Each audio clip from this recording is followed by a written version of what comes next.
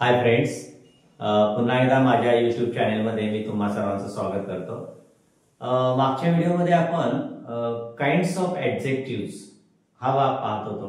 त्याच्याच थोडासा कंटिन्यू करून मी थोडं ॲडजेक्टिव्हची प्रकार आज मी तुम्हाला एक्सप्लेन करून सांगणार आहे की जे अत्यंत महत्त्वाचे। त्यांनी 5वी 6वी 7वी ची मुलं प्रचंड चुका करतात त्यामध्ये।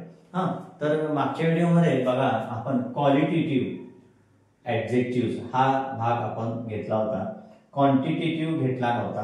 नंतर आज मी तुम्हाला जरा क्वांटिटेटिव्ह बद्दल थोडी वाक्य करून दाखवणार कशा प्रकारे उपयोग। नंतर तिसरा प्रकार आहे डिस्ट्रीब्युटिव्ह, हा एवढाचा महत्त्वाचा नाही, त्याबद्दल काय आपण जास्त हे करा। इंट्रोगेटिव्ह, अजूनही काही मुलांना व्हॉट, वेअर, कुठे, कुठे म्हणजे काय की वेअर, केव्हा म्हणजे व्हेन सांगता येत नाही, ते जरा सांगणार आहे। पॉझेसिव्ह हा उच्चार बघा, स्पेलिंग विचित्र आहे, POSSESSIV, पॉझेसिव्ह।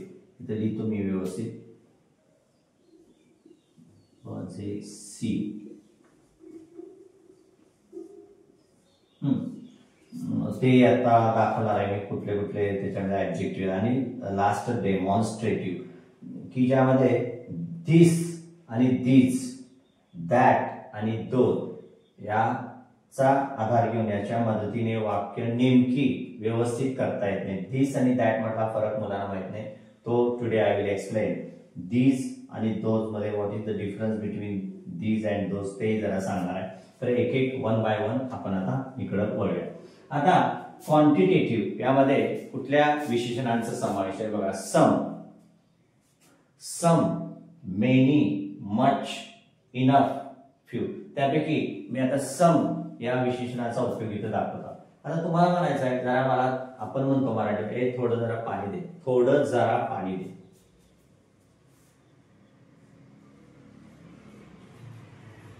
Please give me some water. बघा मी काय नेमकं त्यावेळेला आठवत नाही की थोडं पाणी घ्यायसाठी काय शब्द वापरतो, तर तिथं सम वॉटर असं म्हणतात। आता दुसरं वाक्य घेऊया, there where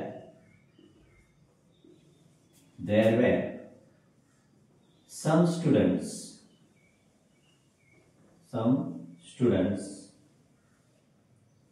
in the classroom।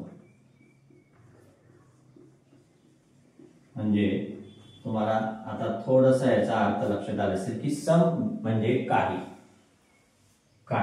मुले, वर्गामध्ये काही मुले होती, सम स्टुडंट। फॉर एक्झाम्पल आता मेनी आणि मच मधला फरक समजत नाही।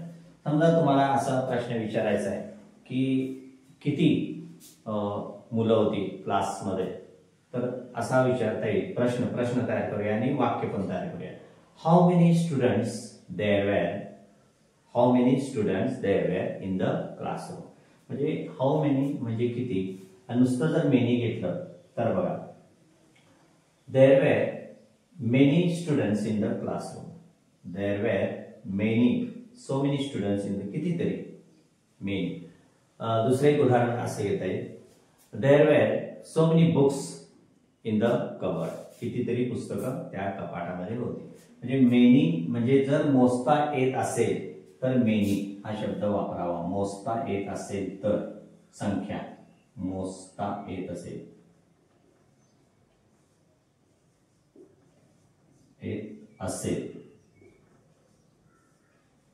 तर।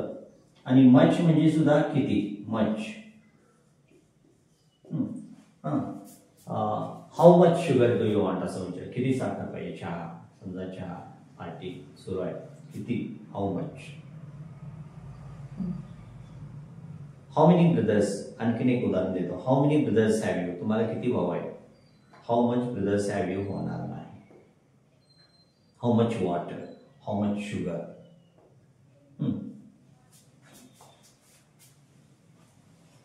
म्हणजे दोन्हीचा ही अर्थ सेम होतो, किती, परंतु वेगवेगळे त्याचे उपयोग आहेत।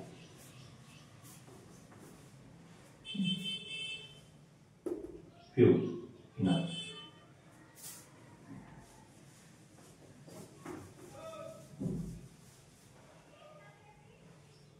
फ्यू थोडे, फ्यू. एक उदाहरण देतो म्हणजे समजेल. घेऊया एक उदाहरण. There were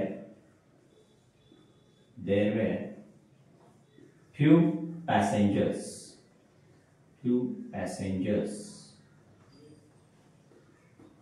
in the bus. बघा, तर या फ्यूचा अर्थ जवळजवळ नाहीच असा होतो. No, few means no. म्हणजे समजा 1-2 पॅसेंजर असतील तर त्याला काय पॅसेंजर म्हणायचं नाही. त्याचप्रमाणे जर थोडस इथं अ लावलं, देर वेर अ फ्यू, तर त्याचा अर्थ थोडे थोडे म्हणजे मोजता येईल 10-15 असा त्याचा अर्थ. जाता आता सांगितलं, जास्त काही एवढं त्याच्यावर हे घेऊ नका. तर अशा पद्धतीनं ह्यामध्ये सम नेमका उपयोग. सम म्हणजे काही, हे लक्षात ठेवा. सम बरोबर काही, सम काही, फ्यू थोडे. त्याच पद्धतीने मेनी कितीतरी,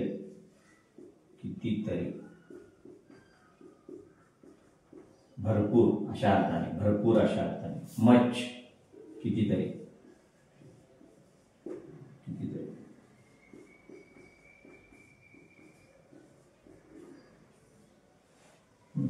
इनफ पुरेसे. इनफ याचा उच्चार बघा, स्पेलिंग बघा, ENOUGH, उच्चार इनफ.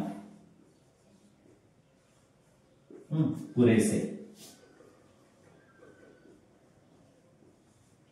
एखाद्या समोरची व्यक्ती जास्त आपल्याला समजावण्याचा प्रयत्न करत असेल, जास्त बोलत असेल, इनफ, इट्स इनफ, बस, समजलं, बस आता पुरे, इनफ असं म्हणतात.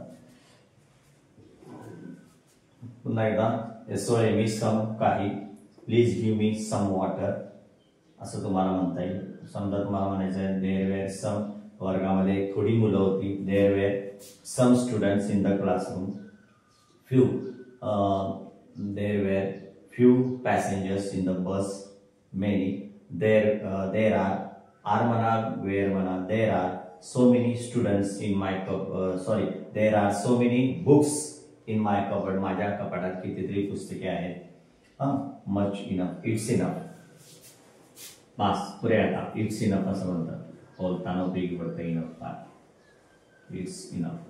म्हणजे ही सुद्धा विशेषणं आहेत, फक्त त्याला प्रमाण दर्शवतात. ही किती, क्वांटिटी म्हणजे प्रमाण आणि क्वांटिटेटिव्ह लक्षात ठेवा.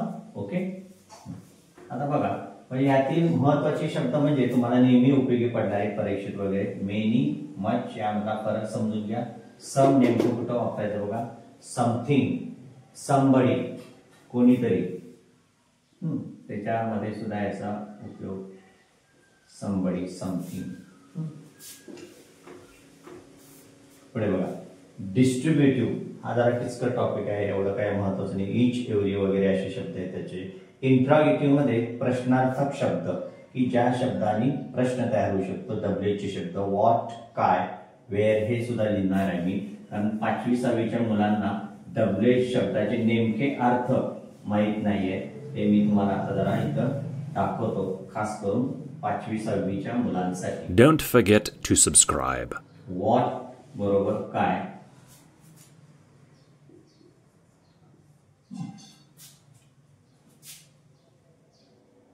व्हॉट बरोबर काय, नंतर वेअर कोठे, वेअर कोठे. आता हे वेअर आणि हे वेअर फरक आहे. हे होते, टू बीचं भूतकाळ, WEREH मुळे फरक पडतो. नंतर वाय, का, कारण विचारायचं आहे आपल्याला, बिकॉज. उत्तरामध्ये प्रश्नामध्ये वाय आलं तर उत्तर बिकॉजनी सुरुवात करायचं. वेअर. जर स्पॉट, विशिष्ट स्थळ पाहिजे असेल, वेअरनं प्रश्न विचारतात. नंतर वेन, केव्हा, टायमिंग दर्शवण्याचे, केव्हा विशिष्ट कोणत्या वेळेला टाइम ती घटना घडली, वेन केव्हा. काही मुलांना हे सोपं वाटत असेल, परंतु नेमके अर्थ येत नाही.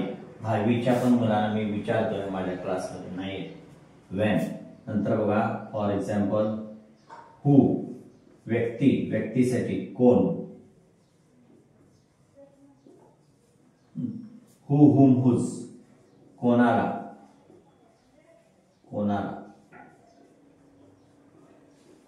आता हुम मध्ये बाय हुम असंही म्हणतात, कोणाकडून. विथ हुम, कोणाबरोबर तू गेला होतास, विथ हुम. फॉर हुम, कोणासाठी तू हा मोबाईल आणलायस, वगैरे वगैरे प्रश्न तयार करता आले पाहिजे. Who, whom, whose. Whose, whose mobile is this, कोणाचा, कोणाची, कोणाचे. म्हणजे बघा,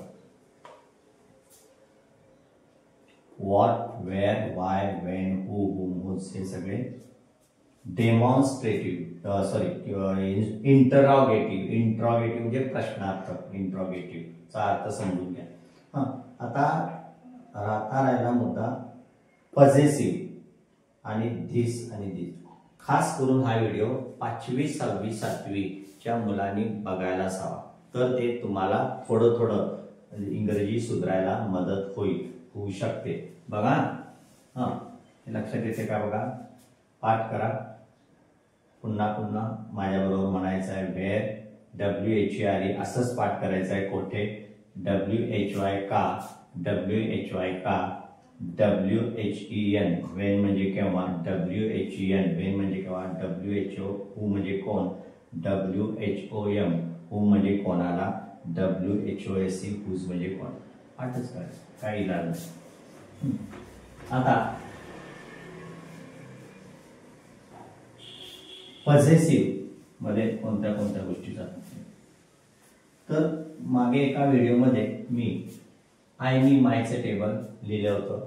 तर आयच्या पहिल्या रांगेतील शब्दांना कर्ता असं म्हणतात, दुसऱ्या रांगेतील शब्दांना कर्म असं म्हणतात, आणि इथं षष्ठी म्हणजे मालकी, मालकीचे शब्द. इकडे बघा, आय, मी. आणि एका व्हिडिओमध्ये मी हे दाखवणार आहे. आय, मी, माय. माय म्हणजे माझं, वी, अस, अवर. फक्त आता आपल्याला या शब्दांचा विचार करायचा आहे पॉझेसिव्ह ऍडजेक्टिव्ह म्हणून. माझे, माय, माझा, माझी, माझे, किंवा नुसतं माझे असं लक्षात ठेवलं तरी चालेल. अवर, आमचे, किंवा आमचा, आमची, आमचे. For example, our bungalow, our friends, my classroom, my mother. म्हणजे मालकी, पॉझेसिव्ह वर्ड्स असं तुम्ही याला म्हणू शकता. नंतर you, you, your, you, you, your. त्याचे दोन अर्थ होतात, तुझे किंवा तुमचे. तुझा, तुझी, तुझे असंही तुम्ही म्हणू शकता, किंवा तुमचे. एकच लक्षात ठेवलं तरी चालेल, तुझे. समोरच्या व्यक्तीला युअर म्हणायचं. Your, this is your cupboard, हे तुझं कपाट, दिस इज माय कपाट. युअर हे मालकीसाठी. नंतर ही, तो, हीच, ही, हिम, हीच, त्याला, आणि हीच, त्याचे. फॉर एक्झाम्पल, हिज अंकल, त्याचे काका. हिज नोटबुक, त्याचं नोटबुक. हिज मोबाईल, त्याचा मोबाईल, वगैरे वगैरे. शी म्हणजे ती. हर, तिला. पुन्हा हर, तिचे, तिचे, तिचा भाऊ. Her cousin, her mother.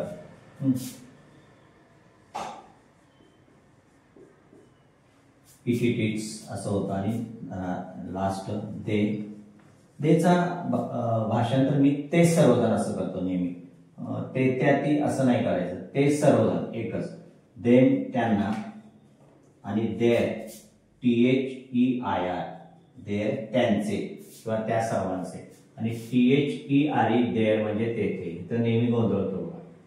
हा शब्द वाक्याच्या सुरुवातीला कर्ता म्हणून वापरतात, देअर, किंवा तेथे असं दाखवायचं असेल तर देअर. आणि THEIR, देअर म्हणजे त्यांचे किंवा त्यांचा, त्यांची, त्यांचे असं.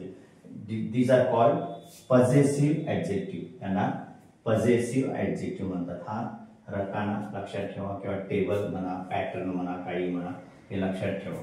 ओके, पुन्हा एकदा वाचून दाखवतो. आय, मी, मी, मला, माय, माय, माझे.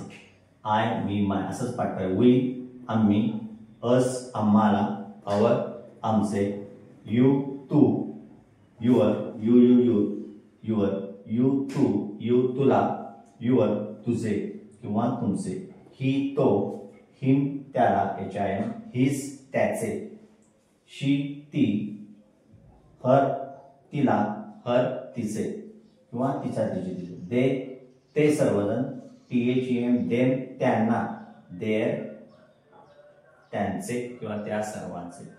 आता राहिला प्रश्न डेमॉन्स्ट्रेटिव्ह. बघा की डेमॉन्स्ट्रेटिव्ह म्हणजे काय की दाखवायचं आहे. बघा आपण दाखवायचं आहे की धिस कुठं वापरायचं. बघा आता पहिला जरा धिस या शब्दाबद्दल तुम्हाला मी सांगतो. धिस, समजा वस्तू जवळ असेल आणि एक असेल.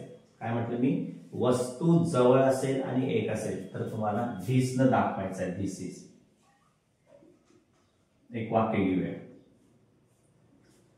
This is a coconut tree. This is a coconut tree.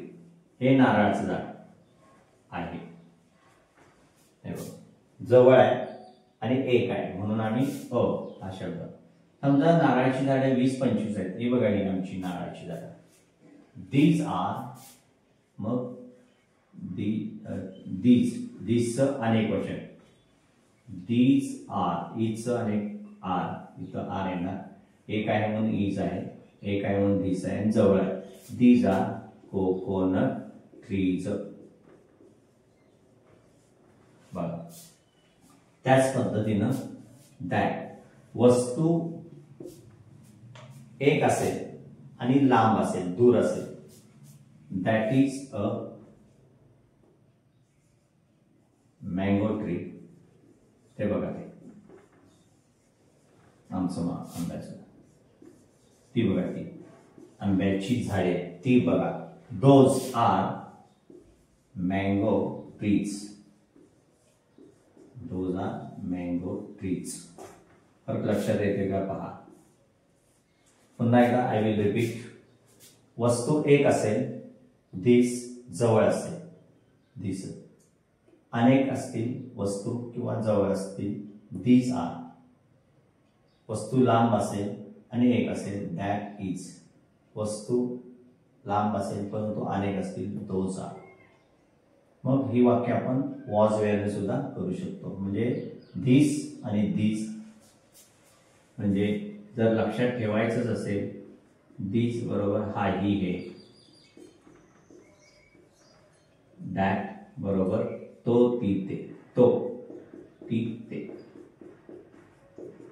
दिस म्हणजे सुद्धा हा ही हे, दोज बरोबर सुद्धा तो ती.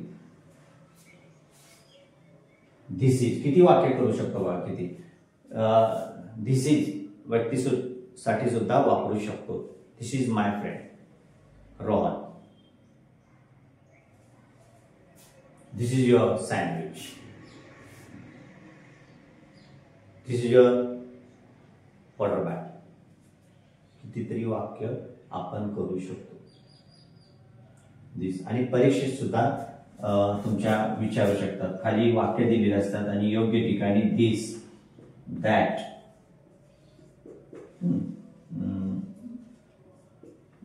दिस आणि दोज वापरा. असं तुम्हाला जर 5वीच्या पेपरमध्ये किंवा 6वीच्या पेपरमध्ये आलं तर तुम्हाला हे योग्य ठिकाणी वापरता आलं पाहिजे. बोलताना पण उपयोग होतो, परीक्षेसाठी पण उपयोग होतो. डेमॉन्स्ट्रेटिव्ह. आता याच्या कुठल्या टायटल खाली ही ऍडजेक्टिव्ह येतात हे लक्षात ठेवायची काही गरज नाही. ही ऍडजेक्टिव्ह आहेत एवढं जरी समजलं तरी भरपूर झाली. बघा यातलं मेन आणि मेन संपूर्ण ह्याच्यामध्ये पजेसिव्ह ऍडजेक्टिव्ह आणि क्वालिटेटिव्ह परवा मध्ये दाखवलंय, मागच्या व्हिडिओमध्ये दाखवलं. क्लेवर, हुशार, टिमिड, भित्रा, बोल्ड, धाडसी, टॉल, उंच, स्मॉल, बिग, हे शब्द तुमची शेवटपर्यंत पाठ सोडणार नाही. कुठलाही लेसन असो, पोएम असो, प्रत्येक कवितेमध्ये किंवा लेसन मध्ये हे शब्द तुम्हाला दिसणारच आहे. त्यामुळे 50 ऍडजेक्टिव्ह, मागच्या व्हिडिओमध्ये पण मी सांगितलेलं की कमीत कमी 50 ऍडजेक्टिव्ह, विशेषण जशी क्रियापद 70 क्रियापद आली पाहिजेत. पाठच करून ठेवायची, त्याला पर्याय नाही. ओके. आता मी इथंच पार्ट ऑफ स्पीच हा जरा टॉपिक थांबवतो आणि पुढचा एक नवीन व्हिडिओसाठी तुम्ही बघू शकता एखादा की ज्यामध्ये तुम्हाला क्रियापद नेमकी कशी आणि कुठं वापरायची हे तुम्हाला लक्षात येत नाही. क्रियापदाचा एक व्हिडिओ स्वतंत्र मी सादर करणार आहे. ओके. तर मित्रांनो, तुम्हाला हा आजचा व्हिडिओ आवडला असेल तर नक्की लाईक करा, शेअर करा आणि सबस्क्राईब करायला अजिबात विसरायचं नाही. Okay. Don't forget to subscribe.